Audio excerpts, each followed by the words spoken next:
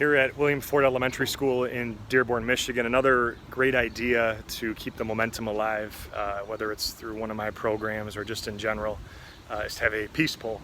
So they have this outside here, their front entrance, and a lot of schools I've spoken at have the same concept. It's a great idea to promote peace and kindness and different values such as those at your school. And it says, "May peace prevail on earth." Just really a great way to have them really reflect on that. A lot of schools will do a poem related to peace, do like a kind of like an introduction at the start of the school year, or maybe something at the end of the school year, like some type of peace celebration. It's a great way to kick it off, and it's just a constant reminder, when they're walking into the building and out of the building every day, they continue to see that, right? Whether there's snow on the ground, it's still going to be hopefully higher than that level as well.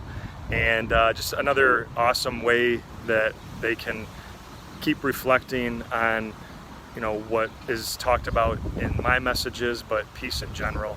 A lot of schools too will kind of have like an offset garden. They got some flowers here too, and just to show that things are growing and peace can grow too, right? The more that we water it with thinking about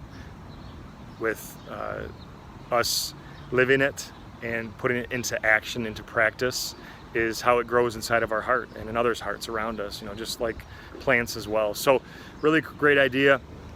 Highly recommend it at your school, promoting diversity, our differences as well with the different languages too. So try it today, the peace pole. Much love. Peace.